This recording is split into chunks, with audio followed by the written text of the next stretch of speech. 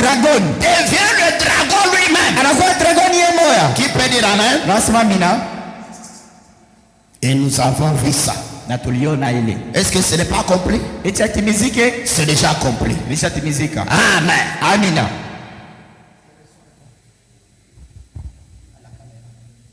Alors les amis, sasa warafiki, écoutez, mshikie, c'est le deuxième événement. L'élection du pape au Vatican. Uchaguzi ya papa Vatican. Un pape américain. Papa wa Amerika. C'est la première fois que ça s'est fait. J'ai expliqué pourquoi. J'ai expliqué pourquoi il ne fallait pas qu'il y ait un pape américain. Normalement parlant, un Américain ne peut pas devenir pape. Parce qu'aux États-Unis, il n'y a pas un nombre important de catholiques. Je peux vous surprendre. Au Congo, il y a plus de catholiques qu'aux États-Unis. Est-ce que vous comprenez? Mais pourquoi on n'a pas choisi un pape congolais? Alors qu'ici, il y a le plus grand nombre de catholiques. Et plus que les Américains. Mais on a choisi un pape américain. Pour que la promesse puisse s'accomplir. Pour que la prophétie puisse s'accomplir. C'est pour cela que le pape américain a été choisi. Avançons. La troisième chose qui vient, après que le pape américain ait été élu là-bas, c'est la pression sur l'épouse de Christ. Écoutez très bien ce que je dis. La pression sur l'épouse de Jésus, ce qu'on va appeler le boycottage. Pour que cela t'arrive, vous devez être l'épouse de Jésus-Christ. Qui dit amen à la parole. Et être l'épouse de Jésus, ce n'est pas venir au tabernacle. Ce n'est pas tout le monde qui va au tabernacle qui est l'épouse de Jésus. Frère Branham dit, dans tous les rassemblements, il y a trois sortes de croyants. Et toi, tu es dans quelle catégorie? Parce que les trois sortes de croyants, il y a les vrais croyants qui sont l'épouse de Jésus, qui va aller dans l'enlèvement à la première résurrection. Avant la grande tribulation, l'enlèvement aura lieu. La deuxième catégorie, c'est les soi-disant croyants. Il ne peut venir dimanche à l'église, mercredi, vendredi, il s'absente parce qu'il a travail. Un vrai croyant ne peut jamais faire ça. Branham dit, pour quelqu'un qui a le Saint-Esprit, il ne peut jamais s'absenter de l'église. Branham dit, le Saint-Esprit ne le laissera pas loin de l'église quand les portes sont ouvertes. Quel est ce Saint-Esprit-là? Vous savez, il met votre travail au-dessus des choses de Dieu. La réalité c'est quoi? La vérité c'est quoi? Vous savez peut-être le Saint-Esprit, mais pas celui de Branham. Parce que l'enlèvement arrive, je dois vous dire la vérité. Pour le Saint-Esprit qui était dans cet homme, dès que tu l'as, tu n'accepteras jamais un travail qui te fera manquer un seul service de Dieu. Un seul jamais. Ce Saint-Esprit-là, c'est celui-là que vous devez avoir. Tant que vous ne l'avez pas, tant que vous pensez avoir un Saint-Esprit qui vous éloigne de l'église, il vous laisse tranquille. Tu dis même, bon Seigneur, comprends-moi. Et le Saint-Esprit a dit, j'ai compris. Ce n'est pas le Saint-Esprit qui t'amènera au ciel. Celui-là n'est pas le chercher le véritable. Unapaswa utafuta kweli. Alors, Sasa la pression là va être contre les vrais croyants qui sont baptisés du Saint-Esprit. ile mkazo bateka ni juu ya babinifu bakweli bale balishobatizwa na Roho Mtakatifu ya kweli. Où on va les empêcher d'entrer dans le système dénominationnel. Bate bazuliza benye mlo matengenezo ya kizehebu. Vous êtes avec moi? Mbona mie? Vous êtes avec moi? Eti mbona mie? Que personne ne soit dehors. Kusikwata muntu mwa akwe nje. Écoutez, Mshiki. c'est la troisième chose. Kitu ya tatu. La pression contre l'épouse. Mkazo juu ya bibi harusi. Après ça, Kisha ile. pendant qu'il y aura la pression là, Wakati utakuwa mkazo ile. on va fermer certaines églises comme les nôtres ici. Kanisa kama yetu bataifunga. Parce que nous allons refuser d'adhérer à la marque de la bête. Sio tutakatala she kuungana kwa ile picha. Nous allons faire quoi? Tutafanya nini? Refuser. Tutakatala lwetu. Alors on va fermer les églises. Pale watafunga makanisa. Et l'épouse de Jésus Na bibi harusi wa Yesu manifestera le dernier ministère. njoo ataonesha sasa kipande. L'épouse de Jésus fera quoi? Bibi harusi wa Yesu atafanya nini? Manifestera le dernier ministère. Ataonesha kipande cha mwisho. Et quel est le dernier ministère de l'épouse? Utumishi wa mwisho wa harusi ni C'est le troisième poule. ni kipindi cha tatu. Poule en anglais, Paul Mungieleza. ça veut dire l'attraction. Use uvuto. Le troisième poule, Uvuto c'est la troisième attraction. Musema ni ukokotio. C'est la dernière puissance de Dieu Njoo uwezo wa mwisho wa Mungu. dans la manifestation de sa présence. Kuonesha kwa uwepo wake. Ça va être la dernière chose Sasa kitu mwisho. que l'épouse va faire. Yeye harusi atafanya. Et cette manifestation-là, Na ile kulinganishiwa kule. elle a déjà commencé Kuonesha kwanza. dans certains membres de l'épouse. Mubabemba bengine wa bibi harusi. Et c'est quoi ça? Na ni nini ile? C'est quoi le troisième poule? Ni nini kipindi ya tatu? C'est la puissance de Dieu Ni uwezo wa Mungu. qui avait poussé Dieu à créer. Ile usukuma Mungu aumbe. Voilà pourquoi Ndio maana Frère Branham dit, ndio anasema Satan ne peut pas créer. shetani hawezi kumba. Il n'y a que Dieu qui peut créer. Kipawa Mungu hawezi kumba. La grâce de créer, Neema ya kumba elle est en Dieu. iko ndani ya Mungu. Dans l'épouse de Jésus, Na bibi harusi wa Yesu. la grâce de créer, Uwezo wa kumba. créer, Kumba c'est amener à l'existence ni kupeleka vile vitu vikwake. quelque chose qui n'existe pas. Kitu kila kiakulaka hako. Branham dit, Bwana anasema ce que le diable fait, bila shetani anafanya. il pervertit. Eko na geuza tu. Ça veut dire quand vous allez voir les magiciens Wakati wanda wala ba mfumo et qu'il faut apparaître l'argent, wanatogelesha makuta. Branham dit, il ne crée pas. Bwana sasa aina kumba. Il vole l'argent de quelqu'un Banaiba makuta ya mtu. et il faut apparaître ici. Banaitogelesha hapa. Ça c'est pas le troisième poule. Ile na kipindi cha tatu. Le diable Shetani ne peut pas manifester le troisième poule. asiwezi kuonyesha kipindi cha Il tatu. t'amène que je prêche. Sema nani Le uhubiri? diable Shetani ne peut pas manifester le troisième poule. asiwezi kuonyesha kipindi cha tatu. Le diable Shetani ne peut pas créer. asiwezi kumba. Il n'y a qu'un seul créateur. Mumbaji ni moja tu. C'est le Seigneur Jésus-Christ. Bwana Yesu Kristo. Et dès qu'il entre en toi, Wakati anaingia ndani mwako, il continuera les mêmes œuvres de création. ataendelesha kazi moja ya kumba. La grande question, Uliza mkubwa, comment est-ce que Dieu a créé? namna gani Mungu aliumba? Comment est-ce que Dieu a créé? Namna gani Mungu aliumba? Quelle est la formule de création? Ni mchango gani ya Dieu, Mungu? la Bible dit, Inasema Dieu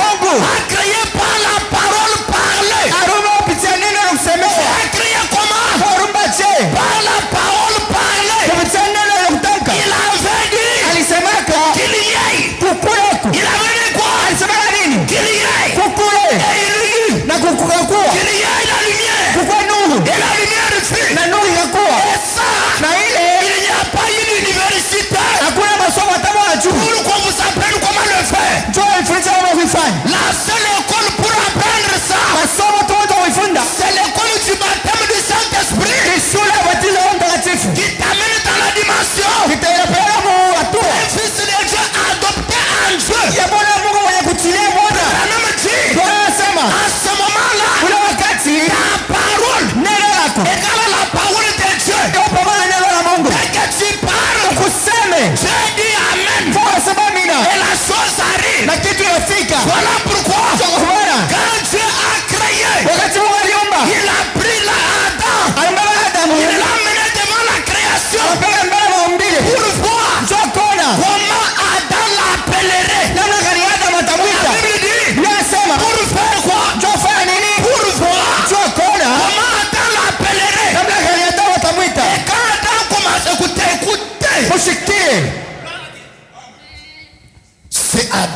ni Adamu qui a donné le nom à la création. alipeleka njina kwa maumbili, alipanga maumbili. Est-ce que vous savez ça? Unajua ile? Ce qu'on appelle là-bas soleil. Ile wanaita jua. Ce qu'on appelle là-bas cheval. Ile wanaita mpunda farasi.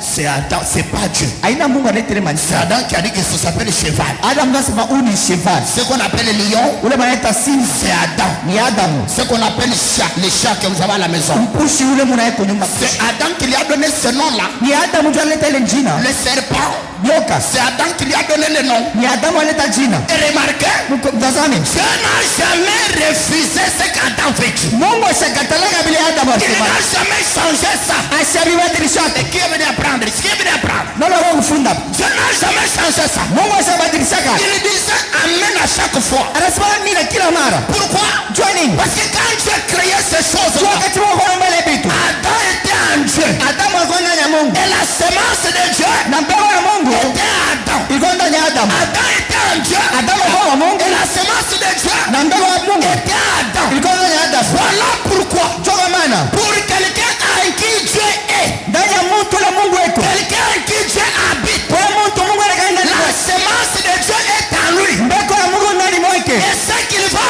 dire, Kila atasema, Dieu il dira amen. Mungu atasema amina. Ce qu'il va faire, Kila atafanya, tout le ciel mbingu yote va approuver cela. itahakikisha hiyo. C'est le troisième poule. Ni kipindi ya tatu. Et Jésus a dit, Na Yesu alisema, si vous dites à cette montagne, ukionyesha hii mulima, ôte-toi de là, toka hapa, jette-toi dans la mer, leta alituma mbali, et que vous ne doutez pas dans votre cœur, na usikie moyoni mwako ce que vous avez dit, kile ulisema, ce que vous avez dit, kile ulisema, ça veut dire peu importe ce que vous avez dit, ayuru kyote kile ulisema ça va arriver. kitafika. Faites attention. Kebeli yange Les paroles de l'homme. wa mtu waliopalea anasema, Est-ce que vous avez conscience de ça? eti muna samiri ya ile, Est-ce que vous comprenez ça? eti muna elewa ile. Vous ne comprenez rien. Amushikie kitu takimoja. Alors ça, Ile c'est le dernier ministère ndio utumishi wa mwisho avant le rassemblement. kabla mkusanyiko. Et quand ce ministère-là se manifeste, Wakati ile huduma inaonekana, tu prononces la parole, unatamka neno, tu Branham dit, ndio anasema quelqu'un peut avoir besoin de la pluie dans son champ mtu anaweza lazimisha mvula ya mke mashamba yake. parce qu'il n'y a pas de pluie. Juu mvula haina hapo. Toi, tu prononces la parole. Wewe unatamka tu neno. Pluie tombe dans les champs de frères Kachan. Mvula anguka mashamba ya ndugu Kachal. La pluie ne tombera que là. Mvula itanguka paka mu mashamba Kachal. Qui a déjà vu comment la pluie tombe ici et sans tomber ici? Qui a déjà vu ça? Nasa ona vile mvula inaanguka hapa hapa. Elle tombera seulement là-bas. Itanguka paka mule. Amen. Amina. Parce que toute la création, Kwa hiyo umbile yote, toute la nature, umbile yote soupire, iko na pumzika, gémit, iko na test, en train d'attendre iko na chunga la manifestation kuonekanishwa des fils et des filles de Dieu. kwa bana na bake La Mungu, manifestation kuonekanishwa du troisième poule. ya kipindi ya C'est le dernier ministère ndio utumishi wa mwisho.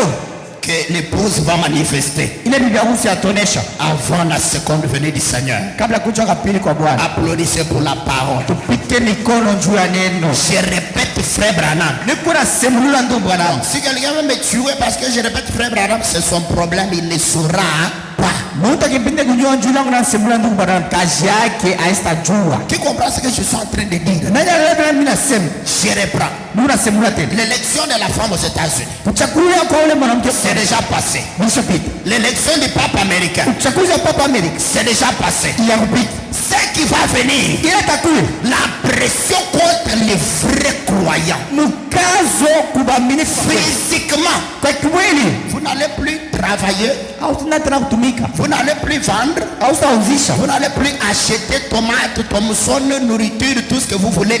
Vous n'allez pas faire des provisions. au sauza tena vyakula vya kuchunga Oh mnyumba. non, il n'y a pas à manger. Wewe hakuna vyakula, Je pars au marché, mnaenda kusoko, je pars acheter la nourriture. mnaenda kuuza vyakula. Ça n'arrivera pas. Haistafika. On va vous bloquer. batafunga barabara, On te pose la question. banakuuliza Tu montres la carte d'appartenance au Conseil mondial d'église. utoneshe mbele karatasi yako asema wako mwile mkazi Au wa Conseil makanisa, écuménique. ile shauri yote ya makanisa. Si tu ne montres pas la carte, Kama uoneshe carte alors on va t'arrêter banakubamba, et on te tue. banakuwa. Dis à ton voisin on te tue. Ambia jirani na barili, Dis-le, bakobomayo, on va te banachinja, tuer. banakuchinja. Alors là-bas, ça va être œil pour œil, dent pour dent. Itakuwa richo kwa richo, lile kwa La lile. Bible dit Biblia inasema que celui qui est souillé ule ko mchafu se souille encore davantage. alichafule tena kupita, Que celui qui est saint ule ko mtakatifu se sanctifie davantage. alitakasi tena kupita. Ça va être les œuvres personnelles qui vont vous sauver. Itakuwa ni matendo ya kila mtu. Tu comprends ce que je dis? Maana vile nasema Ça va être votre propre sainteté qui va vous sauver. itakuwa ni utakatifu bwako peke yako ndio mtakuokoa. L'épouse ne sera plus là. Bi harusi hatakuwa hapo tena, Elle sera déjà partie dans l'enlèvement. atakuwa imeshakwenda mnyakuliwa. Parce que ce qui sanctifie l'épouse, Kwa nini leo natakasa bi harusi? c'est le sang de Jésus Damu ya Yesu qui est l'épouse. inakuwa bi harusi. Tu vas applaudir pour la parole. Nayo shangilia jua neno. Je dis que le sang de Jésus, c'est ça qui sanctifie l'épouse. Mimi nasema damu ya Yesu ndio natakata bi harusi. Amen. Amina. Et le sang de Jésus, c'est ça l'épouse de Jésus. Na damu ya Yesu ndio yenyewe bibi harusi wa Yesu. Dès qu'on quitte la terre pour l'enlèvement, Tukutaka tu ulongo ndio nyakuliwa. Branham dit ce qui va rester de ce côté, ce sera le jugement. Bana nasema bile vitabaki Sasa kama kwa? itakuwa nini? Ce que vous entendez comme tremblement de terre là, ça va être une affaire de tous les jours. Ile wanacheza utetemeko wa udongo itakuwa ni kazi ya kila siku. Pas un peu comme ça tremble là, non. Haina kutetemeka kwa kiloko. Ça va être des tremblements de terre avec des fissures qui emportent tous les murs là de la maison. Et tu vois comment ça, donc 10 mètres dans ta maison la poids. Mais il faut que les gens viennent te sortir de ce trou de 10 mètres là. Tremblement de terre aujourd'hui, demain. Donc ça va être, la Bible dit que ça va être des détresses comme il n'y a jamais. Biblia itakuwa ni mateso sasa vile ya kuwaka hapo. La grande tribulation. Ile mateso Mais mkubwa. avant ça, Kabla ile l'épouse a un ministère bibi harusi iko na huduma. qu'on appelle le troisième pôle. Ile banaita kipindi cha tatu. La puissance d'attraction. Uwezo ya uvuto. La création par la parole parlée. Kumba kupitia neno lenye kumbiwa. La création par quoi? Kumba kupitia nini? Par de l'usanzu. La parole est parlée. Kupitia lusanzu. Tu parles, Unasema ça arrive. inafika. Faites attention avec les paroles d'un homme loin. Kebeni yange na maneno ya mtu mwenye kupakaliwa. Est-ce que je peux avancer? Israeli songa mbele. Après ça, Kisha ile le rassemblement de l'épouse. mkusanyiko wa bibi harusi. Le rassemblement de qui? Mkusanyiko wa nani? Le rassemblement de qui? Mkusanyiko wa nani? Avant l'enlèvement. Kabla unyakulio. Branham dit, Bwana anasema dans les questions-réponses de 62, majibu na maswali ya 62. le 27 mai, Ile 27 Mei. Branham dit, Ndio anasema il y aura un rassemblement kutakuwa mkusanyiko avant l'enlèvement. kabla unyakulio. Écoutez, Patrice, moi je ne vais pas être ici, je me consacre pour que vous veniez fermer les yeux quand je prêche.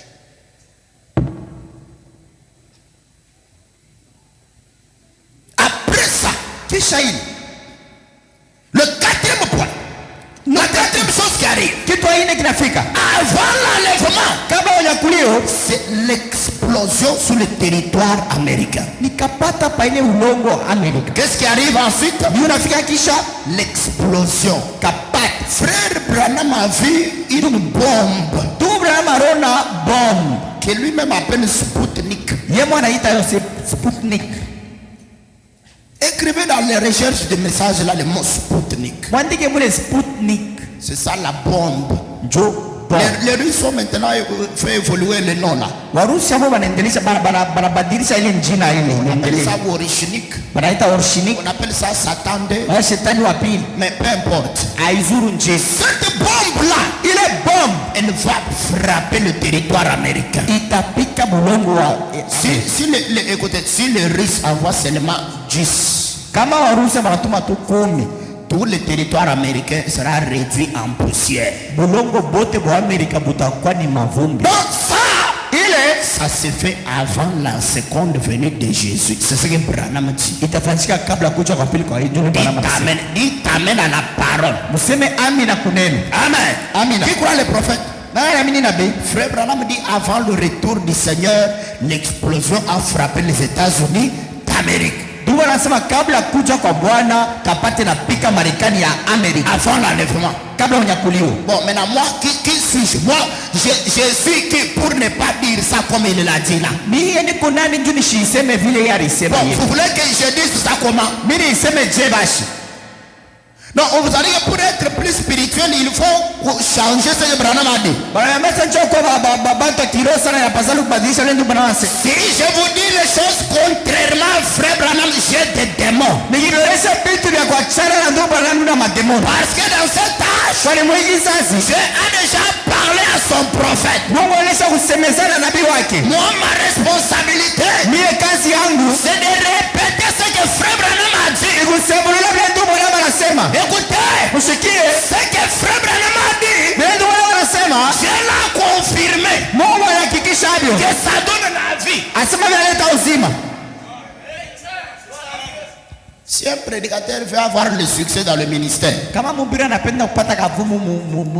répétez fidèlement Frère Branham. Écoutez, le succès que je dis là, c'est pas le succès des hommes. C'est pas que parce que j'ai beaucoup de croyants. Non, c'est pas ça. Je parle de succès selon Dieu. C'est là qu'on va nous côté qui a bien travaillé et qui a mal travaillé. C'est pas le nombre de croyants ou le grand bâtiment. Ça n'a rien à voir. Qui peut dire ramène la parole? Ça n'a rien à voir. Amen. Amen. Alors, après l'explosion sur le territoire américain, qu'est-ce qui vient ensuite? L'enlèvement de l'épouse. Est-ce que vous suivez l'enchaînement? Est-ce que vous suivez l'enchaînement? L'enlèvement de l'épouse se produit. Après l'enlèvement, c'est la grande tribulation sur la terre. La grande tribulation. Là-bas, on va donc là-bas, ce sont tes propres œuvres qui vont te sauver. Parce que le sang de Jésus est déjà parti. Là-bas, ça va être quoi? Tes propres œuvres. Mais tu as raté l'enlèvement. Tu as raté quoi? Alors là, c'est compter sur ta propre sainteté. Parce que Frère Branham dit, l'épouse de Jésus ne compte pas sur sa sainteté. L'épouse de Jésus compte sur la sainteté de Christ. Alors dès que Jésus enlève son épouse de la terre, la chose suivante, c'est la grande tribulation. Sœur, ces choses, je vous l'ai dit comme je vous l'ai dit là. Pour certains ici, ce sont de nouvelles choses. Quand on parle de la grande tribulation, vous pensez que bon, ce n'est pas très grave, papa. Même si on ne parle pas dans l'enlèvement, ça va faire quoi? Ok. On va vous couper les pieds là. Et on te pose la question, est-ce que tu aimes toujours Jésus? Tu dis oui, on coupe les mains. Donc tu meurs par le fait que ton sang est en train de se vider de son corps. Rater l'enlèvement, c'est la chose la plus horrible qui puisse vous arriver. Parce que dès que l'épouse est partie sur la terre, ça va chauffer. Mais ton voisin, ça va chauffer. Dis-lui, ça va chauffer. Ça va chauffer. Ça va être terrible. Ça va être très grave. Il n'y aura pas d'échappatoire. Si tu veux vivre pour Dieu, on te tue. Non, s'il y a des efforts à fournir, mes amis, Jésus a dit, le chemin du ciel là, il est très étroit comme ça. C'est pas facile d'entrer là-bas, d'abandonner ton travail mercredi, vendredi, dimanche, tu es tout le temps dans la présence de Dieu en train de nettoyer ton âme et de chercher le Saint-Esprit pour aller dans l'enlèvement. Ce n'est pas facile. Dis à ton voisin, ce n'est pas facile, ce n'est pas... Dis à ton voisin, ce n'est pas facile. Dis-lui, ce n'est pas facile, ce n'est pas facile. Ce sont les vigoureux, ce sont les Wasuja qui vont entrer, L'enlèvement, ce n'est pas une petite chose. Vous n'irez pas tous, ne blaguez pas. Dites amenez la parole. Amen. Parce que je vous connais, voilà pourquoi je dis que vous n'irez pas tous. Ceux qui vont aller, ce sont les gens qui refusent d'accepter les caprices du corps.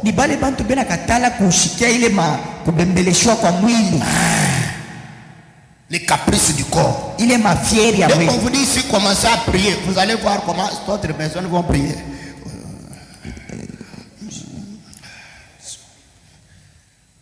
Ta propre prière, même les démons se moquent de ça. Alors elle va produire les résultats. Tu ignoras rien. Dis à ton voisin, il n'y aura rien.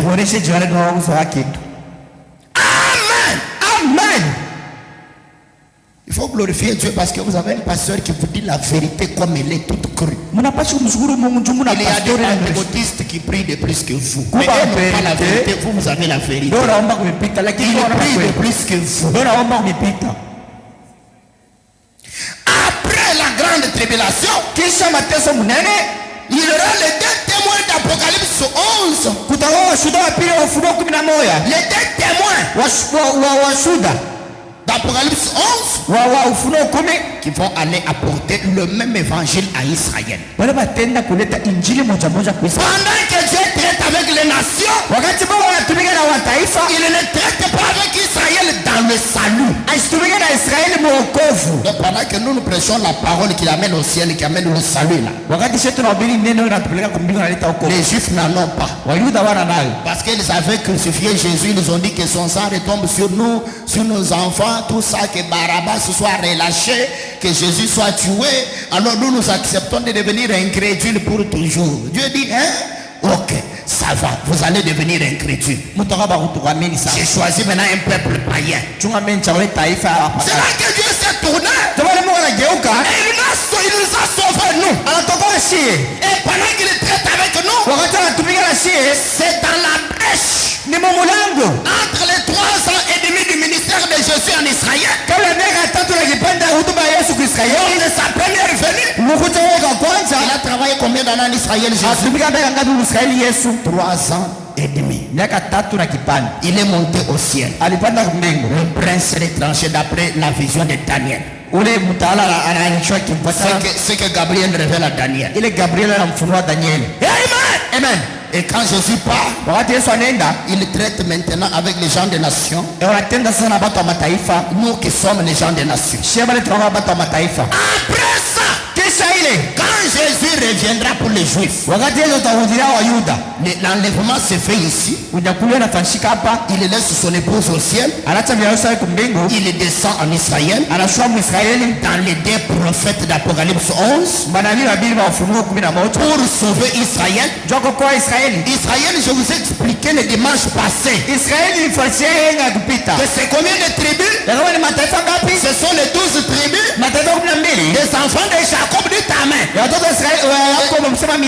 Jacob qui est devenu Israël. Amen. Quand Dieu va les sauver, la Bible dit, il va les sauver par tribu. 12 000 par tribu. Nous, Dieu ne nous sauve pas par tribu. Ici, il n'y a pas que Dieu il va sauver les Bakwakaloge 12 000. Il va sauver les Bakwansumpi 12 000. Il va sauver les Bakwaboa 12 000. Il va sauver les Bekaroun 12 000. Il va sauver les autres là, comment on les appelle là-bas, 12 000. Non, Dieu ne fait pas ça. Pour les gens des nations, il prend un peu comme cela. Sans part égale. Sans quoi? Sans quoi? Bon, écoutez, sans part égale, hein? Est-ce que je peux parler? Oui, même si c'est sans part égale, il est prouvé yeye inahakikishiwa que les Kassaïens sont les plus nombreux à croire le message de Frère Branham. Dites amen à la parole. Amen. Bon, vous allez faire comment? Je suis allé à l'Équateur, j'ai trouvé des pasteurs à l'Équateur. À l'Équateur. Pasteur Martin Moulumba, il est à l'Équateur. Pasteur Martin Moulumba, il est au Équateur. Ça ne veut pas. Écoutez, est-ce que j'ai dit que les autres n'entreront pas? Est-ce que j'ai dit? J'ai dit on constate. On fait quoi? C'est un constat. Le constat, il est comme ça. Amen. Amen. Le constat, il est que on dirait que Dieu est là. Parce que le premier croyant du message au Congo, c'est un Kassaïen. Qui c'est ça? Mwaminifu wa kwanza wa ujumbe Mkongo ni Kassaïen. Najua. C'est le premier croyant du message au Congo. Mwaminifu wa kwanza wa ujumbe Mkongo. Donc le message il est entré par Mukuna. Même s'il est devenu ça, il est devenu là. Bon, ça c'est son problème avec Dieu. Amen. Mais le message est entré par lui. Et ce peuple-là a été beaucoup sauvé. Comment tu me regardes comme ça? C'est comme ça. Mais Dieu il sauve beaucoup de gens du côté des gens des nations. Dans toutes les tribus, Dieu sauve les gens. C'est le baptême, Dieu sauve les gens. Même chez les Tutsis, Dieu sauve les gens. Vous allez dire que les Tutsis ne seront pas sauvés au nom de quoi? En vertu de quoi? Dieu il sauve qui il veut. Qui peut dire amen? La parole. Amen. Amen. Mais c'est en Israël. Ça c'est quoi Israël? C'est 12 000 par tribu. La tribu de Ruben est née. La tribu de Simeon 12 000. Lévi 12 000. Et ainsi de suite. Tout le monde jusqu'à Benjamin 12 000. 12 fois 12, 144. Et 144 000 juifs. Il a fait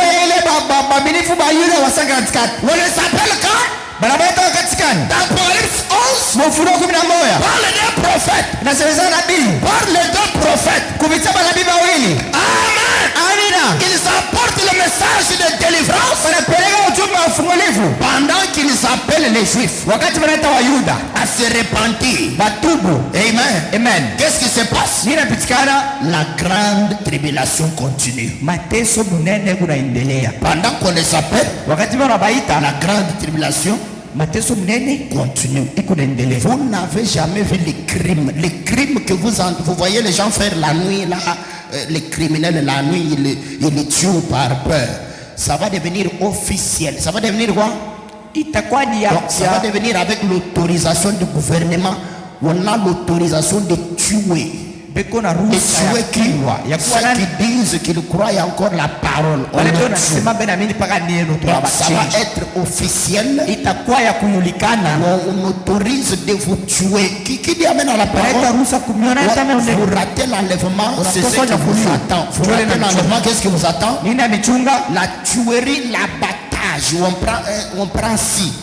On coupe ton bras, toi en train de voir, on te pose la question, est-ce que tu continues à croire? Bon, on est en train de scier, on est en train de faire quoi? De scier les bras. Ça vous fait rire, hein? Ok. C'est la vérité. Je ne dis pas ça pour blaguer. Oh là là. Quand les Juifs sont appelés, la guerre d'Armageddon arrive. La guerre d'Armageddon, c'est ça la troisième guerre mondiale et c'est ce dont j'aimerais parler ce matin. Après la guerre d'Armageddon, la terre est détruite.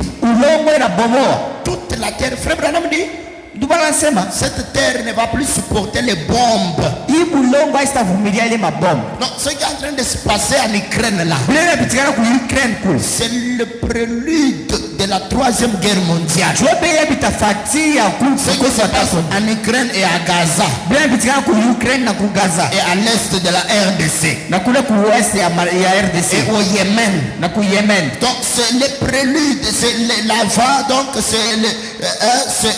donc ça annonce Jobe yenye binaonesha vile on est en train d'approcher à la 3e guerre mondiale. kama tunakabiliana vita ya tatu ya ulimwengu mzima. T'amène à la parole. Sasa mimi na kuneno. Et après la guerre, quand la terre est détruite, Na pale bulongo unapoboa elle est renouvelée. inakuisha tena mpya. Dès qu'elle est renouvelée, Wakati na ujia mpya. donc ça devient toujours la même terre, Paka udongo moya moya. mais elle devient propre. Elle devient comme elle était en Genèse. Elle devient Inakuwa vile comme, kwaka mwanzo. elle devient comme elle était. Inakuwa vile kwaka che. Pas si tu dis Amen.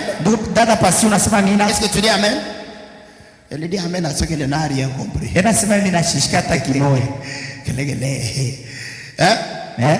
La terre est renouvelée. Udongo na kutisha mpya. Elle devient toute neuve. Inakuwa ya sasa. C'est comme quelqu'un qui était très sale, Yusa mtu alikuwa mchafu qui a sana. été lavé, Bala nettoyé, mwisha, bala et qui mtafisha. porte des beaux vêtements qui est propre. Anavala manguo ya safi kugusa. Cette terre sera comme ça. Hii udongo itakuwa vile. Tous les vieux arbres et toutes les choses sales que vous voyez là, ça va disparaître. Miti yote ya zamani, miti yote ya uchafu mtaona hadi vitapotea. Les villes vont disparaître. Toutes les villes de la terre vont disparaître. Miti yote itapotea. La terre deviendra comme dans la Genèse. Udongo itakuja kama vile mwanzo. Elle sera renouvelée. Itarudisha mpya. Quand elle est renouvelée, Pale inarudisha mpya, la résurrection des méchants pendant le millénium a lieu. ufufuko wa moto makali kati ya utawala wa miaka 1000 inafanyika. Je dis la résurrection de qui? Sasa ufufuko wa nani? Des méchants pendant le millénium. Ya wakali kati ya utawala wa miaka A lieu itafanyika pour que l'épouse puisse régner sur ces méchants-là. ndio bibi harusi apate utawala pabale wa makali. Et pendant ce temps-là, Na wakati ile les méchants-là, bale wabaya Satan, Shetani il est lié anafungiwa et il est jeté en prison na wanamtuma mkifungo pendant 1000 ans. wa miaka 1000. Donc d'après Frère Branham, Fatana bwana, le péché n'aura plus d'effet. zambi safari tena matokeo. Il sera toujours là, Itakuwa kupaka mais il n'aura plus d'effet. lakini haitakuwa na matokeo. Est-ce que vous dites Amen? Etawasimamina Et na c'est comme en Éden. iko sako kumwanzo kwa Edeni. Le péché était là, Zambi ilikuwa ko, le serpent était là. nyoka alikuwa ko, Avant que Adam ne tombe, kabla Adamu aanguke, ce péché-là ne faisait rien à Adam. ile zambi haikufanya mkitu. Ça va être comme ça pendant le millénium. Ndio itakuwa miaka 1000. Nous serons toujours dans le temps. Tutakuwa mnyakati. Ça ne sera pas l'éternité. Haitakuwa milele. Parce que ça va être 1000 ans. Kwani itakuwa miaka 1000. Les 1000 ans que Adam n'a pas totalisé Miaka 1000 ya Adamu asitimize. dans le jardin d'Éden, Mshamba la Edeni. ces 1000 ans-là Ile miaka 1000 seront totalisés itafanyika inatimizika. par Jésus et son épouse Kwa Yesu na bibi harusi wake dans le millénium. miaka 1000. T'amènes à la parole. Sawa ya kuneno Ça va être totalisé. itaonyeshewa Dès que c'est totalisé. wakati nenea. Écoutez, je vais dire quelque chose. Mshika napenda sema kitu.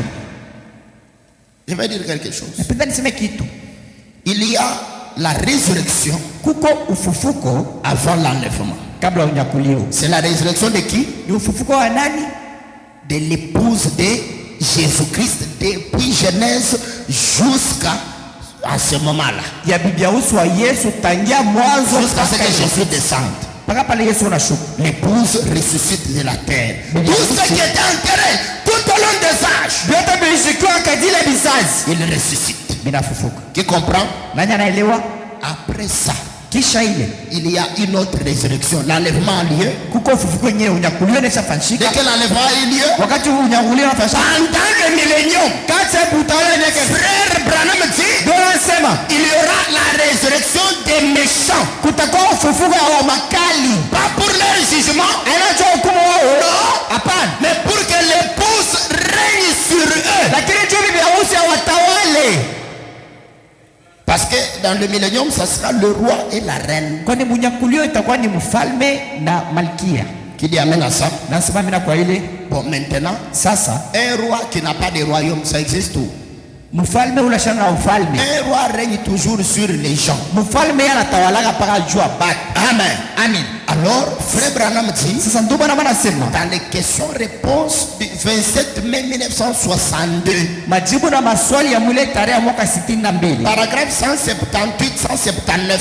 175, 179. Notez la référence. Mwandike mzuri. Frère Branham dit là-bas, Ndio anasema mule pendant le millénium, wakati wa utawala wa il miaka y aura résurrection des morts. kutakuwa ufufuko ya wafu.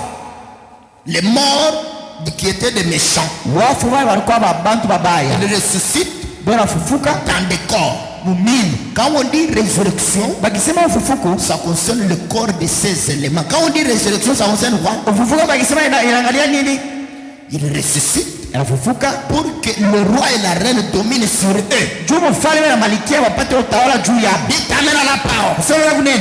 Après ça, Kisha ile, après ce moment-là de millénium, kisha ile wakati wa nyakulio, ça va être maintenant la fin du millénium. ndio itakuwa mwisho wa Et nyakulio. à la fin du millénium, Na kumwisho wa nyakulio, la résurrection de tous les méchants ufufuko wa watu wote makali et la guerre de Gog et Magog. na vita ya Gogi na Magogi. La guerre de Gog et Magog. Vita ya Gogi na Magogi. C'est un culte d'enseignement. C'est un culte de quoi? Ibada ya mafundisho. Je ne prêche pas, j'enseigne. Mishubiri ni unafundisha. Je vous montre d'abord le déroulement de tous les événements. Na nionyesha mbele mwenendo ya mamambo yote. Comment ça va se passer? Namna gani itafanyika. Qui comprend la parole? Na anaelewa neno. Soyez très attentifs. Ukoba usikilivu kabisa. La guerre de Gog et Magog. Vita ya Gogi na Magogi. Amen. Amina. Qui va rassembler tout le monde de la terre, tous les méchants. Itakusanisha batu wote babato ta makali. Amen. Amina. Écoutez, Mushikie. après cette bataille-là, Kisha ile bukomvi. ça va être le jugement dernier au trône blanc. Itakuwa ni hukumu ya mwisho kuenzi mweupe. On a lu ça dans Apocalypse chapitre 20. Tunasoma Ufunuo 20. Des trônes furent installés Maenzi ilitiliwa et pale. des juges Na bamzi ont été placés sur des trônes. balitiliwa pa maenzi. Amen. Amina. Des juges Waamzi ont été placés sur des trônes. balitiliwa pa maenzi. Dans Apocalypse chapitre 20. Ufunuo 20. Après ça, Kisha ile. les juges là, ça va être l'épouse de Jésus Bamzi wale toka ni bibi harusi wa Yesu. qui va condamner, qui va d'abord juger Bele batahukumu. et condamner ceux qui seront condamnés Kisha kuleta mipango wale batakuwa balisha bambiwa. et acquitter ceux qui seront acquittés. Na kuachilia uhuru wale watachiliwa uhuru. C'est un tribunal. Itakuwa ni fasha usambisha. Comme on a le tribunal dans ce monde ici. Vile tunafasha usambisha mdunia humu. Frère Branham dit Ndio maana nasema que le naturel kimwili typifie le spirituel. kinaonesha cha kiroho. Ce qui se passe sur la terre Vile tunasikia hapa dunia montre ce qui se passe au ciel. vinaonesha vile tutasikia Qui mbele. peut dire amen? Nasema mimi na Il y aura un tribunal. Moi qui vous parle ici, je suis juge. itakuwa mwamuzi. Et ça va chauffer. Moto itawaka. Ça ne sera pas comme le tribunal du monde ici où il faut chercher les preuves pour qu'on vous condamne. Haitakuwa sababu ya dunia hivyo tafuta Donc, tu te mets à la barre de jugement. Unasimama pale pale bwana kusamba. À côté de toi, le film de toute ta vie est lancé. Point. Pembeni yako banakuwekea filmu ya maisha kwa mzima banaikea pale. Toi-même, tu vois ce que tu faisais. Est-ce que tu avais volé 3000 francs, oui? Suribaka 3000 francs. Parce qu'en ce moment-là, Jumila wakati vous serez dans votre théophanie. utakuwa mwili yako ya utukufu. Vous serez dans quoi? Utakuwa mwili yako Dans un corps spirituel qui connaît toutes choses. mwili yako ya kiroho na ya bitu yote. De Dieu ou du diable. Ya Mungu wala ya Il shetani. y a la théophanie de Dieu. Kwa mwili yashonekana ya La Mungu théophanie du diable. na mwili yashonekana ya shetani. Amen la parole. Usema bila kuneno. Dans la théophanie du diable là, Mwili yashonekana ya shetani. tu connais toute la parole. Unajua neno lote. Frère Branham dit, Ndio anasema le diable connaît toute la parole. shetani anajua neno lote. Seulement en lui, Paka mwake il ndani. n'y a rien pour la croire. Hakuna kitu kimoja kuamini. Non, connaissance oui, Anajua vya kweli, croire non. kuamini ya bongo. Mais quand on est dans la théophanie de Dieu, Wakati tuko mwili yashonekana ya Mungu. on connaît toute la parole. Tunajua neno yote. On est même cette parole là. Na sema yetu kwa hiyo neno. Voilà pourquoi nous la croyons Kama et tunayamini nous la vivons. na tunayaishi. Amen. Amen. Alors, sasa dans ce corps où tu connais toute la parole, mwili mle unajua neno yote. quand on te parle de 3000 francs que tu avais volé, pap, ça a tué là devant toi. Tu vois même la séquence de la vidéo là. Unaona kipande ile De video. comment tu volais ça. Ya pale Donc unachomoa. quand on vous prêche la repentance là, Bakihubiri kutubu, quand on vous prêche la repentance, on ne blague pas. pale unahubiri kutubu, haina mizaa. C'est pour votre bien. Ni jua kuzuri bweni. Frère Branham dit quand tu te répands, Dieu efface ce péché-là de ce film de ta vie. Tubu anasema ukitubu Mungu anajimisha ile nzambi mwile filamu ya maisha yako. Pas n'importe quelle repentance, non, une repentance correcte et complète. Haina kutubu kote wote, kutubu kumwa kwa vya kweli na kwa utele. Pas venir vous repentir comme un politicien. Usiwe kutubu sa mtu wa siasa. Non, Hapana. pas ça. Hapana vile. Tu te repens selon la parole, tu suis la procédure de la parole. Unatubu kufuatana na neno, unafuata mwenendo wa neno. Et là, Na pale Dieu efface ce que tu as fait et la bande revient à zéro. Mungu anajimisha vile ulifanya na Et là, filamu. commence à enregistrer à partir de ce moment où tu t'es repenti. Inaanza kubamba tena tangia wakati ulitubu. Tu fais encore un péché, ça enregistre. Unapata tena dhambi inabamba. Tu te repens, ça efface. Unatubu inashimisha. Tu peux dire amen à la parole. Nasema mna kuneno Alors au jugement du trône blanc là, kuhukumu ya enzi mweupe. les juges seront assis. Bamuzi watabadilisha ikani. Avec les écrans, Bo batakola maekran. tu ne vas rien cacher. Tu Ou ne vas tafutika dire à ton nini? voisin, tu ne vas rien cacher. Au salanda tena pale. Sœur, tu avais trompé ton mari avec un autre homme là. Ça va se savoir. Quelqu'un dise ça va se savoir. Bitajulikana. Est-ce qu'il y a quelqu'un dehors là Kuku mtu njibenge bote. qui les a?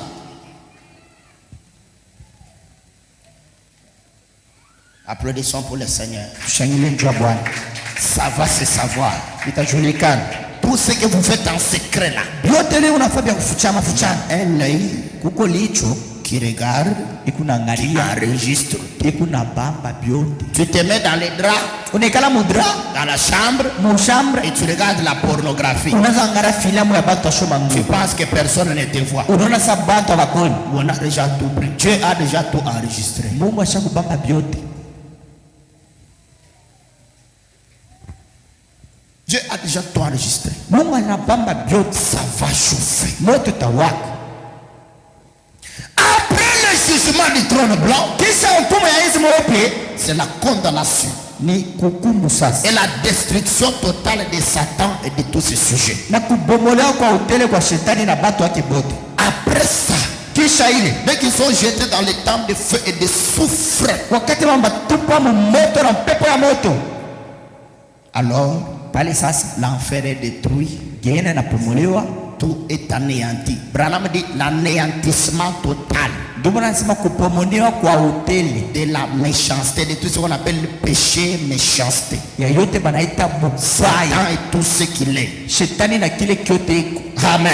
Amina. C'est anéanti totalement, définitivement. Inabomolewa kwote kabisa kabisa. Après ça, Kisha ile après cet anéantissement, kisha ile kubomolewa kule ça sera maintenant l'éternité sans fin sur la terre. ndio itakuwa sasa umilele bila mwisho. Ça sera quoi? Itakuwa nini? L'éternité sans fin sur la terre. Donc, on va vivre éternellement dans ce corps. On va Tutaishi vivre kwa comment? milele mwili Éternellement kwa milele dans ce corps. mwili. Applaudissez pour le Seigneur encore. Tushangilie njoo Bwana tena. Maintenant, Sasa c'est quoi la guerre d'Armageddon? vita ya Armagedoni ni nini? Apocalypse 16, verset 15 à 16. Ufunuo 16. Voici, Tazameni je viens comme un voleur. na kuwa kama Le mwizi. Seigneur qui parle. Bwana Au anasema verset 15. mkisara 15. Heureux celui qui veille, Eri ule unakesha. pas le dormeur. Aina balala mshingishi. Hapana. Heureux celui qui veille, Eri ule unakesha. pas les gens qui s'absentent de l'église. Aina balofa mkanisa. Et qui garde ses vêtements Na ndio wachunga manguo yabo. afin qu'il ne marche pas nu. Chunga isitembee bila manguo. C'est pas les vêtements physiques, Aina manguo yanaonekana hii hapana. les œuvres que tu fais. Matendo leo unafanya. Et qu'on ne voie pas sa honte. Na chumba shipate kona aya yabo. Verset 16. Kisara 16. Ils les rassemblèrent dans le lieu appelé en hébreu Armageddon. Akawakusanisha kwa fasi ile wanaita Mkibrania Armageddon. Comme je l'ai dit, Vile nilisema Armageddon c'est la 3e guerre mondiale. Armageddon ni vita ya tatu ya ulimwengu mzima. Amen. Amen. Amen. Maintenant, Sasa pourquoi Dieu a-t-il choisi la Russie jua nini Mungu alichagua Rusia pour faire ce travail-là? jua kufanya ile kazi, De détruire les États-Unis, jua kubomola Amerika, de détruire le Vatican. ya kubomola Vatican. C'est Dieu qui a choisi les Russes. Qui les a choisis? Mungu alichagua wa Rusia. Qui les a choisis? Nani wachakula? Donc, oh non, Vladimir Poutine, il est méchant, il a frappé l'Ukraine. Bon, quand tu as choisi les Russes, nous, on est de quel côté? Pale Mungu alichagua wa Rusia, sio ngambo gani? Répondez-moi. Quand tu as choisi les Russes, nous, on est de quel côté? On est du côté du choix de Dieu. Chetu ngambo ya chakuzi ya Mungu. Donc, le vieux Pouton, il est choisi par Dieu. Puto bala uchagula kwa Mungu. Même si lui, il mourrait, Hata yeye anakufa, quelqu'un d'autre viendra mtu mwingine atakuya accomplir le plan de Dieu kutimiza mambo ya Mungu. qui va détruire les États-Unis. Yeye atapomoa Marekani. Branham dit, Bwana anasema les États-Unis ont rejeté le message du temps de la fin en 1956. Marekani ilitupa ujumbe wakati wa mwisho mwaka 66. Alors Dieu va envoyer une bombe Mungu atatuma bombe avec le nom des États-Unis écrit sur la bombe. na jina ya Marekani inafanyiwa pa ile bombe. C'est ce que Frère Branham a dit. Jole ndio Bwana anasema, Dans la prédication, nous m'appelait de Dieu. mhubiri mtu mwenye kichwa na Mungu. Branham dit, Bwana anasema la bombe qui va détruire les États-Unis bombe litapomoa Marekani. aura le nom là-bas États-Unis d'Amérique cadeau. Kutakuwa jina pale mashariki kama Marekani ya Amerika zawadi. Et on envoie la bombe, Banatuma bombi ça détruit tous leurs bons bâtiments, inabomola majengo ya moto mzuri. ça détruit la Maison Blanche, Inabomola nyumba mweupe. ça détruit toute l'armée des États-Unis. Inabomola jeshi mzima Marekani. La bombe va tout détruire là-bas. Bombi tena pomola yote kule. Il t'amène à la parole, c'est la parole. Msema mila kuneno ni neno. Amen. Amen. Pourquoi Dieu a-t-il choisi les Russes? Sasa Mungu achagua wa Rusia. Écoutez, Mshikie. premièrement, Cha kwanza, le drapeau de la Russie, ile bendera ya Rusia. le drapeau, je commence à répondre. Mimi naanza kujibu. Le drapeau de la Russie Bendera ya Rusia a la réponse à la prophétie. iko na jibu kuutabiri. Le drapeau de la Russie Ile bendera ya Rusia a les emblèmes, iko na mabinti binaonesha. les symboles. Iko na maalama. Il y a un aigle, Kuko ntai. un aigle Kuko ntai avec deux têtes. na wa bichwa biwili. Un aigle avec quoi? Ntai iwe na nini? Avec deux têtes. Na bichwa biwili. Sur les drapeaux russes. Pa bendera ya Urusi. Cet aigle-là, Ule ntai il tient d'un côté une épée. ngambo manesho bamba mpanga. De l'autre côté, il tient la tiare du pape. Ngambo pia bamba ile tiari ya papa. Hein? Le chapeau du pape de Rome. Yusa kofia ya papa wa Roma. La tiare, on appelle ça la tiare. Kofia ya papa ile banataka tia. L'aigle tient ça entre ses griffes. Ntai asho bamba mu makucha yake. L'aigle a deux têtes. Ntai wa bichwa biwili. Il tient la tiare du pape de Rome. Anabamba kofia ya papa wa Roma Et ici, il tient une lance. na Une épée. uko anabamba mpanga. Amen. Amina. Après ça, Kisha ile deuxième symbole, alama pi il y a un cavalier. kuko mpanda farasi. Un cavalier Mpanda farasi au-dessus d'un cheval. C'est ça un cavalier. yu ya punda Un militaire, un soldat ni askari. sur un cheval Iko yu la punda avec une longue lance iko na kimushwale kinefu. où il a déjà poignardé à mort un dragon. Pale anesha kuwa dragoni. Il a déjà poignardé quoi? Asha kutwanga nani? Donc vous savez sur le drapeau de la Russie, Kusema bendera ile ya Rusia, vous avez le symbole là. mbona ile maalama? Un cavalier Mpanda farasi. qui a poignardé à mort le dragon. Wanaweza kutwanga kulufu paka dragon. Après la prophétie, Kufuatana na utabiri, c'est les Russes ni Warusia qui vont bombarder bao watapika et les États-Unis Marekani et Vatican. na Vatican. Et tout ça est sur les drapeaux. Yote ile banesha kurudisha pa bendera. Les symboles qui se trouvent sur les drapeaux de la Russie. Maalama ile inaonekana pa bendera ya Rusia. Les emblèmes là. Maalama Un cavalier. mpanda farasi. C'est leur cavalier là de la Russie là. Ule mpanda farasi wa Rusia C'était un grand chrétien dans les années antérieures. alikuwa ni Mkristo mnene mwa miaka ya Il a kupita. vécu longtemps. Aliishi wakati mrefu Et il était un saint homme. na alikuwa mtu mtakatifu. Alors, Pale ils ont ce symbole de ce saint homme là avec une lance ayant poignardé à mort un dragon par terre. Un dragon comment? Un dragon renversé comme ça, on l'a poignardé par la flèche, par le javelot, ça l'a traversé pour montrer que la Russie va écraser Rome. La Russie va faire quoi? La Russie va écraser Rome. Russie est à Rome. Applaudissez pour le Seigneur. La Russie va écraser Rome. Russie est à Rome. Amen. Amen. Frère Branham, écoutez, ce n'est pas un hasard. Armageddon, c'est une guerre qui va se passer dans la vallée de Megiddo en Israël. Et la vallée de Megiddo en Israël, c'est entre la ville de Haïfa actuellement et l'autre ville là. Au milieu là, il y a une vallée, une grande vallée. Ça s'appelle la vallée de Megiddo. C'est là que les armées vont se rassembler après l'enlèvement, avant le millénium. Amen. Frère Branham dit aux portes de Jérusalem. Est-ce que j'ai pas lu Frère Branham? Dans la prédication, Dieu m'a mal compris. Il va d'abord parler de Gog et Magog. On lui pose la question. Est-ce que Ézéchiel 38 et 39 aura lieu avant l'enlèvement?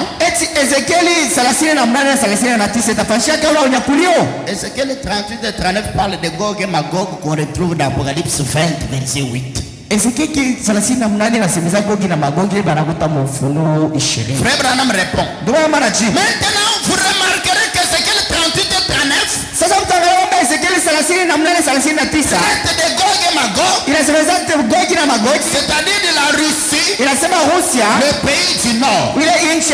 À présent, je ne prétends pas que c'est exactement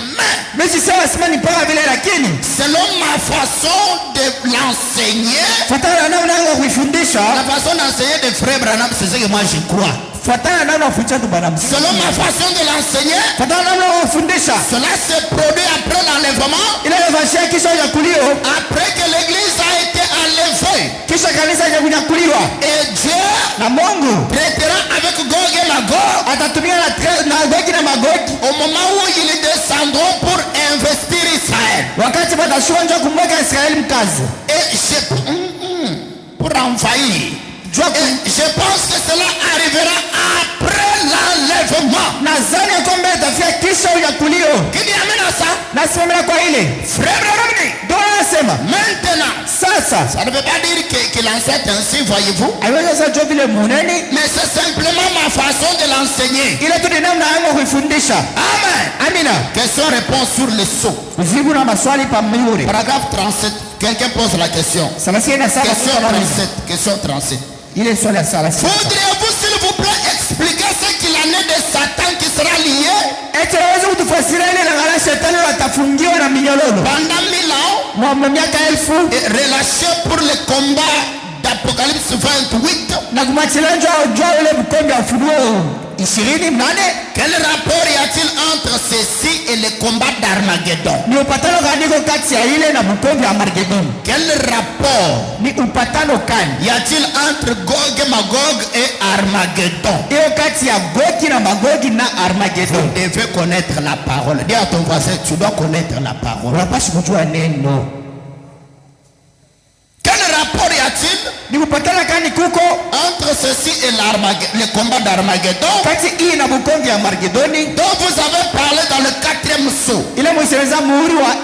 Est-ce que ceux de Gog et Magog seront rassemblés parmi les peuples de la nouvelle terre? Une nouvelle terre.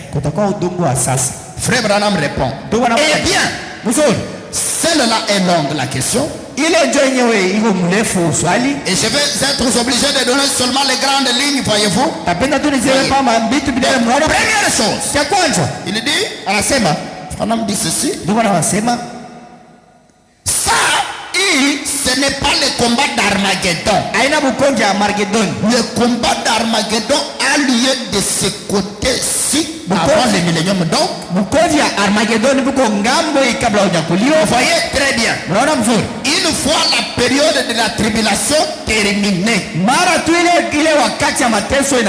c'est là que la guerre d'Armageddon a lieu avant le millénium. Qui comprend ça? Qui comprend? Écoutez, il ne faut pas venir après dire que non, on ne m'a jamais enseigné ça. Quand les gens disent qu'ils sont déjà dans le millénium, on est déjà dans le millénium, tout est accompli. Parce que frère Branham dit, tous les types sont accomplis devant nous maintenant. Et il refuse d'être intelligent pour comprendre le langage d'un prophète. Alors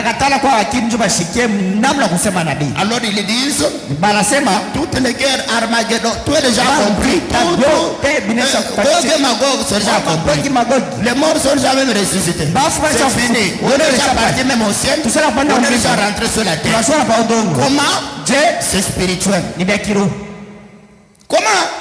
Tout est spirituel. Même si la chair ici commet le péché, c'est pas un problème. Tout est spirituel. Pourquoi? Frère Branham dit tous les types sont déjà accomplis. S'ils vont comme vous voulez. À cause de ça, Satan est entré dans le tabernacle et il a oint les gens des démons. Dans quoi? Dans le tabernacle. La magie est entrée. Parce que tout est accompli. Parce que quoi? Jésus est déjà venu. Tout commence par Jésus est déjà venu. Dès qu'on commence seulement Jésus est déjà venu. Est-ce que tu crois que Jésus est déjà venu? Tu dis oui. Alors il faut croire les conséquences de la seconde venue. Parce que quand tu dis Jésus est déjà venu, il faut aussi croire que on est déjà enlevé. Parce que Jésus ne vient pas passer les vacances, n'est-ce pas? Est-ce qu'il vient passer les vacances? Alors comme il est déjà venu, il faut croire les conséquences. Quelqu'un dise conséquences. Alors, comme Jésus est déjà venu, nous devons croire les conséquences. Et quelles sont les conséquences de la seconde venue? L'enlèvement, de tout ça, c'est déjà accompli. Tous les types sont accomplis. Et mariez-vous comme vous voulez. Toutes les prières, Branham a déjà prié pour vous. Allez, bon, on attend quoi? L'enlèvement, c'est quand vous mourrez. Alors, c'est fini. C'est un enseignement du diable. Dis à ton voisin, c'est un enseignement du diable. Dis-le à ton frère à côté, à ta soeur. Il va venir ni à Chétani, ni à Nani. Frère Branham n'a jamais dit ça. Dis amen, soyez délivrés. Amen. Laissez-moi répéter, frère Branham. Amen. Amen. Alors, il continue. Maintenant, quel rapport y a-t-il entre ceci et le combat d'Armageddon? Entre le combat de Gog et Magog et Armageddon. Voilà, me dit aucun rapport. Là, c'est 1000 ans. Et l'autre, c'est à la fin de ces 1000 ans. Armageddon, c'est avant millénium. Gog et Magog, c'est après millénium. À qui peut applaudir pour cet homme ici? Branham Wantumba. Ce qu'il dit là, c'est ça. Oui. Amen. Amen. Bon, ok. Il dit, Satan a été relâché de sa prison. Et il est allé rassembler tous les peuples, les méchants, pour les amener à cet endroit-là. Alors Dieu a fait descendre du feu et du soufre du ciel. Ils ont été consumés, vous voyez? Deux combats distincts. Armageddon, c'est avant le millénium, après l'enlèvement. Donc après l'enlèvement et la grande tribulation, il y a la guerre d'Armageddon. Avant le millénium. Avant quoi? Mais l'explosion qui détruit les États-Unis, c'est avant l'enlèvement. C'est avant quoi?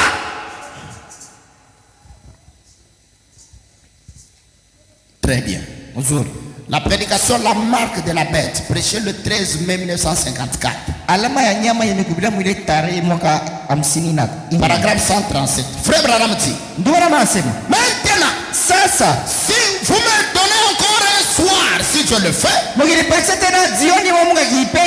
je vous prouverai que le communisme n'est qu'un outil entre les mains du Dieu Tout-Puissant pour détruire Rome. Et rappelez-vous, je dis ceci en tant que prophète de Dieu. L'empire russe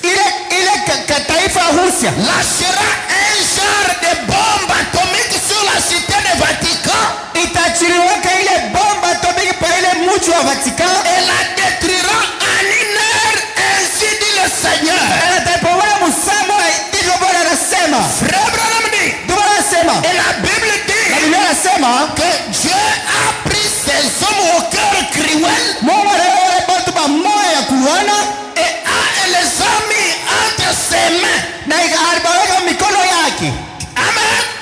Qu'ils étaient des instruments entre ses mains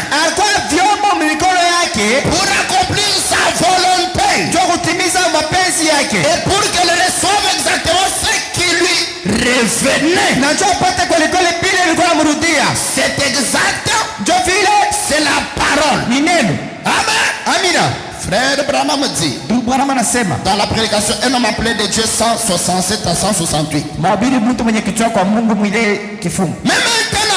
c'est la fin de la dispensation des nations. Tu vois ça? Frère Branham dit, et la Russie, les communistes, ont même une bombe dirigée droit vers vous, les Américains, pour y mettre fin. Ne vous en faites pas, ça va venir. La Bible l'a dit, elle arrivera avec votre nom écrit dessus. Et en une seconde, elle sera réduite en poussière. Toute la nation le sera. Ce sera l'anéantissement total. Tu peux dire amen à ça? Frère Branham dit, remarquez, c'est l'action de Dieu. C'est l'action de qui? Donc ici aujourd'hui, je vais mettre à prier. Oh Seigneur, comme Poutine est en train de détruire les Ukrainiens, et on prie qu'ils puissent mourir. Vous combattez l'action de qui? De Dieu. Frère Branham dit, dans l'exposé de cet âge de l'église, l'âge de l'église de l'Odyssée, si vous voulez bien me permettre ici une note personnelle, je vous dirais que je fonde ce pronostic sur cette vision de première importance qui se sont succédés devant moi un dimanche matin en juin 1933. Le Seigneur Jésus m'a parlé en disant que la venue du Seigneur était proche, mais qu'avant son retour, cet événement de première importance allait se produire. Je les ai tous notés. Tu lis aussi là-bas. Je les ai tous notés. Frère Branham dit, et ce matin-là, j'ai raconté la révélation du Seigneur. Maintenant écoutez. Le domaine de la troisième vision était celui de la politique mondiale.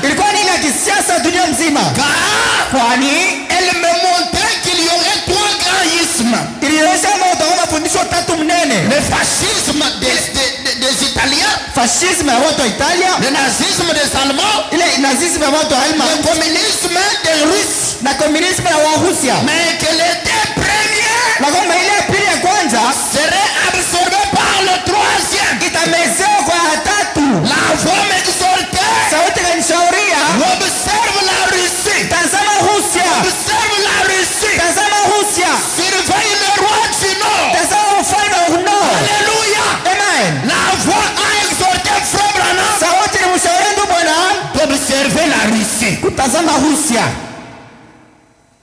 Maintenant, Sasa qui a compris?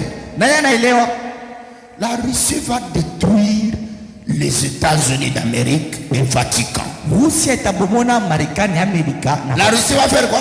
Rusia itafanya nini? Les Américains ne vont jamais détruire la Russie. Waamerika hawatapomonaka kamwe Rusia. Même s'ils pensent qu'ils ont beaucoup d'armes, comment? Hata wanaweza sebera masilaha ya je mingi. Même s'ils ont un budget d'armement le plus sophistiqué avec beaucoup d'argent. Hata wambeko na budget ya masilaha mingi sana ya makuta. La Russie est la première puissance nucléaire au monde. Rusia njo uwezo wa kwanza ya masilaha. Ils ont plus de bombes atomiques de plus que les États-Unis. Beko na mabombi atomiki ya mingi kupita watu wa Marekani. Frère Branham dit ils ont 5 ans d'avance en technologie par rapport aux Américains. Ndio nasema una miaka 5 wenye kutangulia kufuatana na mwenendo wa siasa ya Amerika. Alors maintenant, Sasa écoutez, mshikie dans la 7e vision, muonyo wa saba, la 7e et dernière vision, onyo wa saba ya mwisho, j'ai entendu une effroyable explosion. nikasikia kapata bao kusangaisha. J'ai entendu quoi? Nikasikia nini? Une effroyable explosion. Kapata munene sana. En me retournant pour regarder l'explosion, Mkugeuka sasa niangalia ile kapata, je ne vis plus que des décombres, nikaona tu ni vya kulungula lungula cratères, vya manjimu minene, manjumu ya mamisile, manjimu na misiri, cratères et fumées sur tout le territoire américain. manjimu na mashimoko pa ulogo wote Amerika. Et quand Branham me voit ça, Bwana wakati anaona il dit qu'il a vu ça aliona hiyo avant la venue du Seigneur. Dites Amen. kabla kuja kwa Bwana, msema mina. Dites Amen à la parole. Dites Amen. Msema mina kuneno. On ne va pas corriger un prophète majeur. On ne va pas faire quoi? Amwezi kumunyolosha nabii mkubwa. Donc, vous allez faire quoi pour corriger Branham? Mtafanya nini ndio kutengeneza Branham? Vous allez faire quelle étude pour corriger Branham? Utafunda mbele masomo kani? Vous allez faire quelle prière pour corriger frère Ni Branham? malombi kani utafanya? C'est dans la chair humaine aujourd'hui. Mungu mwili ya mtu leo. C'est dans la chair de frère Branham. Ni mwili ya ndugu Branham. Amen.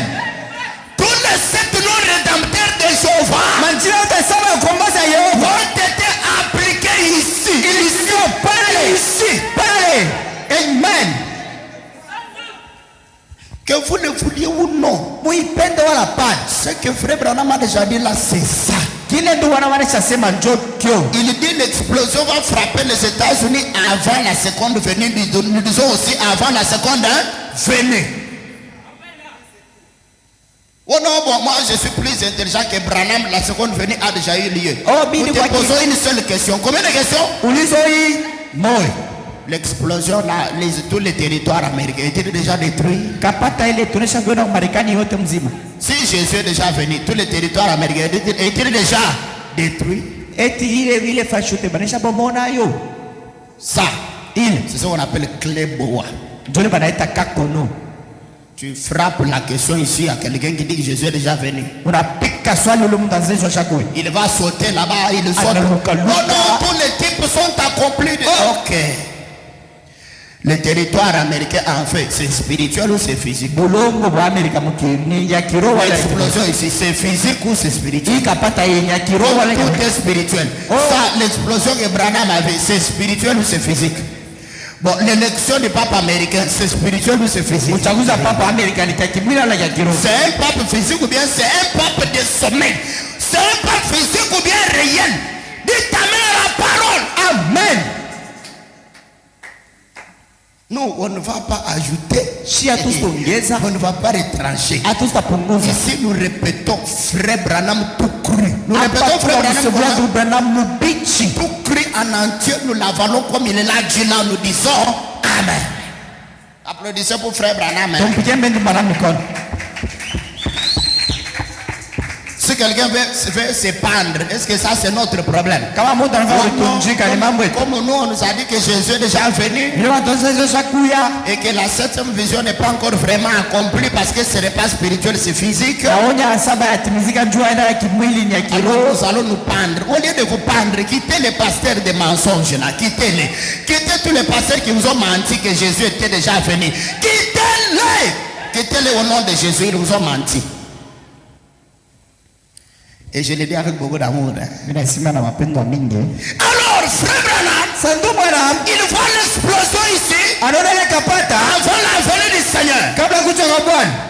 Il dit que la bombe là va détruire les États-Unis avec le nom américain écrit sur la bombe. Anasema ile bombe itapomona Marekani na jina ya Marekani lilikuandikwa pa ile bombe.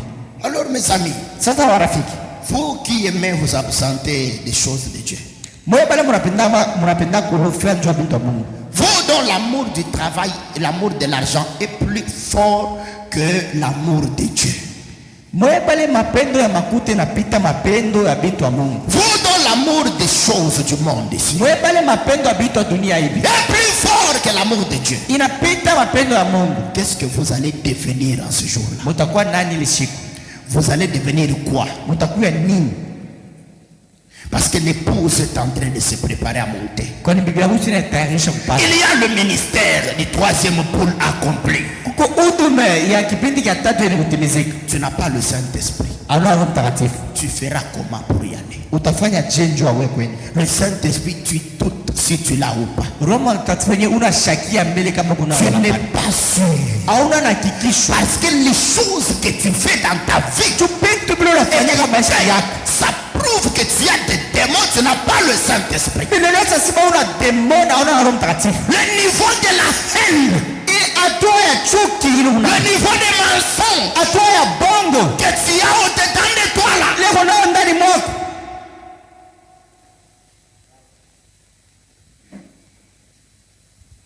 ça prouve que tu n'es pas prêt.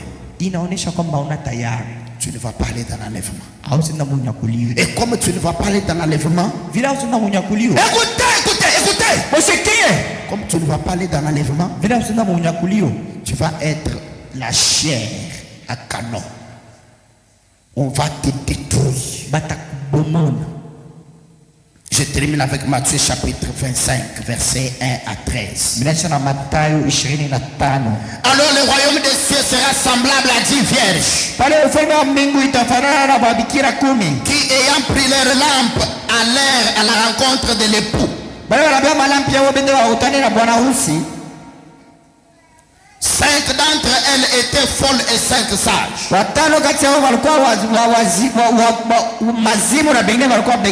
Les folles, en prenant leur lampe, ne prirent point d'huile avec elles. Mais les sages prirent avec leur lampe de l'huile dans des vases. Comme les pots tardaient, toutes s'assoupirent et s'endormirent. Au milieu de la nuit, on cria. Voici l'époux aller à sa rencontre. Frère Branham dit que c'est ça le ministère de Malachie 4. Et Apocalypse 10 qui accomplit Luc 17:30. C'est ça le verset 6 de Matthieu 25. Alors toutes ces vierges se réveillèrent et préparèrent leur lampe. Les folles dirent aux sages, donnez-nous de votre huile car nos lampes s'éteignent.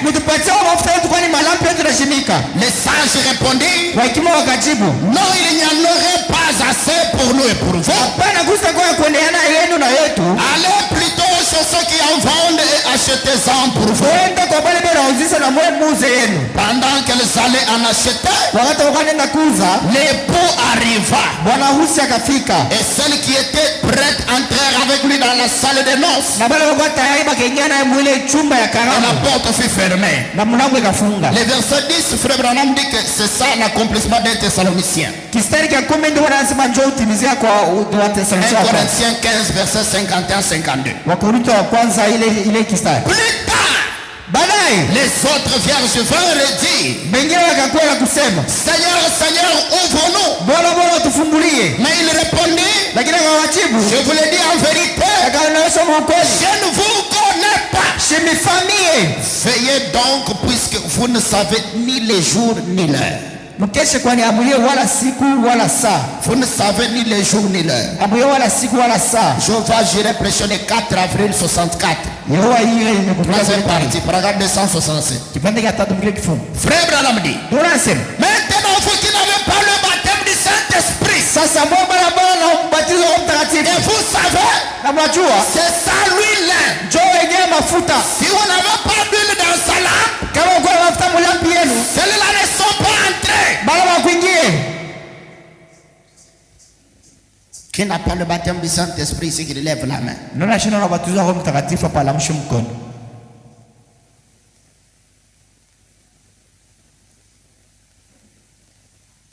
Si vous n'avez pas le baptême du Saint-Esprit, levez la main. Kama una na batizo Roho Mtakatifu lamsha mkono.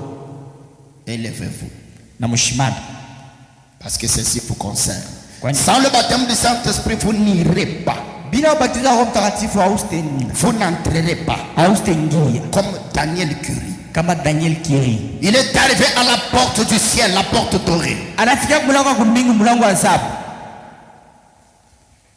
Il s'est présenté là quand il est mort. Alionyesha pale wakati alikufa. Son âme est arrivée là-bas. Nafsi yake afika kule. Il a dit, je suis le grand prédicateur Daniel Curie. Asemi ndio mhubiri mkubwa Daniel Curie. J'ai prêché, beaucoup d'âmes ont été sauvées. Mimi hubiri manafsi mingi iliokolewa. L'ange dit, ok. Malaika anasema mzuri. Attends, on vérifie.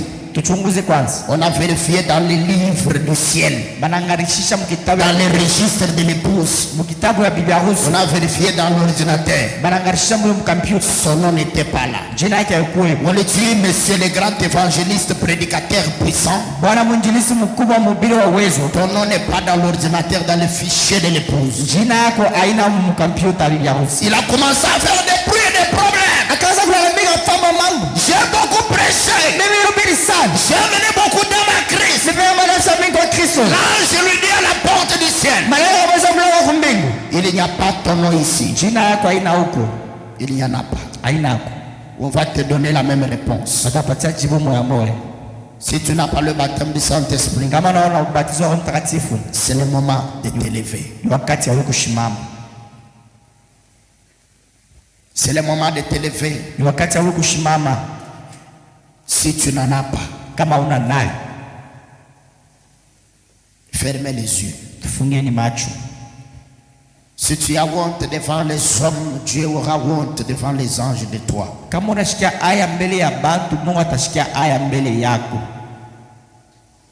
Sans le Saint-Esprit, bila Roho Mtakatifu, tu ne pars pas. Tu ne pars pas. Awende fashi. Tu ne peux pas dire que tu as le Saint-Esprit alors que ton cœur a de mauvaises choses. Aunena kusema sio na Roho Mtakatifu wakati roho yako una vitu vibaya. Non, non, on ne force pas les gens.